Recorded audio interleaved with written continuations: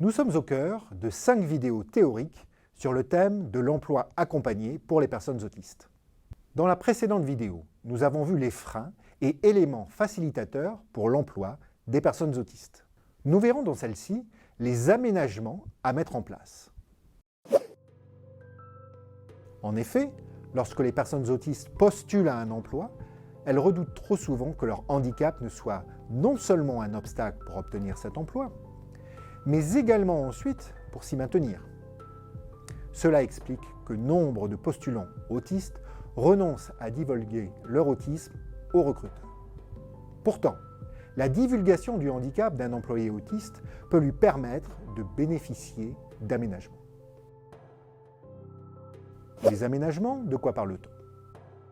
Nous devons les aménagements à la loi de 11 février 2005 pour l'égalité des droits et des chances, qui prend désormais en compte les 4 familles de handicap: moteur, sensoriel, cognitif, psychique, et pose le principe selon lequel toute personne handicapée a droit à la solidarité de l'ensemble de la collectivité nationale, qui lui garantit, en vertu de cette obligation, l'accès aux droits fondamentaux reconnus de tous les citoyens, ainsi que le plein exercice de sa citoyenneté. Les aménagements sont donc une obligation légale pour l'employeur, pour une personne autiste disposant d'une RQTH, reconnaissance de qualité de travailleur handicapé.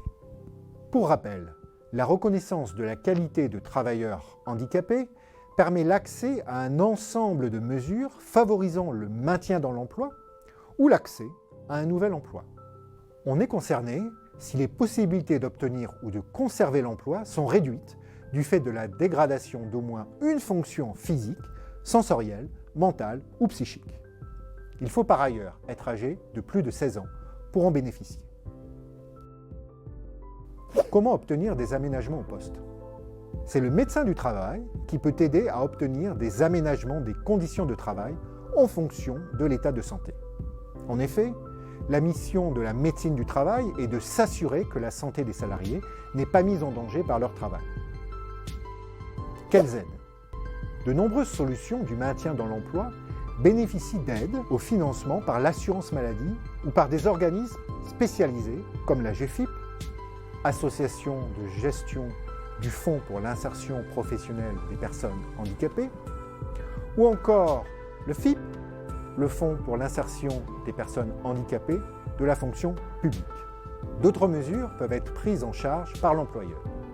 Ce dernier peut ainsi bénéficier, dans certains cas, d'aide et d'accompagnement pour mettre en place ces mesures, telles que l'aide à la recherche de solutions pour le maintien dans l'emploi des salariés en situation de handicap. Quels aménagements mettre en place? Il n'existe pas de recette toute faite, car chaque personne autiste a ses spécificités et ses besoins propres.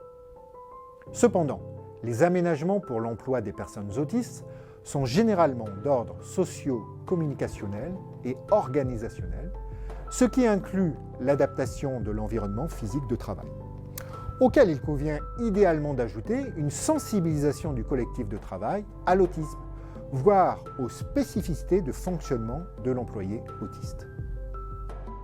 Quelques idées d'aménagement. La fourniture et l'autorisation du port d'un casque réducteur de bruit ou de lunettes de soleil pour les hypersensibilités sensorielles, l'attribution d'un espace de travail au calme, des instructions écrites plutôt qu'orales, le recours à du coaching pour les habiletés sociales ou encore la désignation d'une personne référente au mentor parmi les collaborateurs de l'employé autiste. À noter également que les aménagements peuvent concerner un seul employé ou bien s'inscrire dans un cadre plus global. En adaptant par exemple le processus de recrutement pour les candidats autistes. Ou bien en autorisant les horaires flexibles, voire le télétravail, plébiscité par de nombreuses personnes autistes.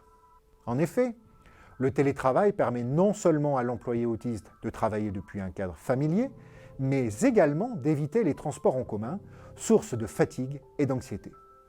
Dans tous les cas, n'hésitez pas à poser directement la question à votre employé autiste concernant ses besoins en aménagement. Merci de votre attention.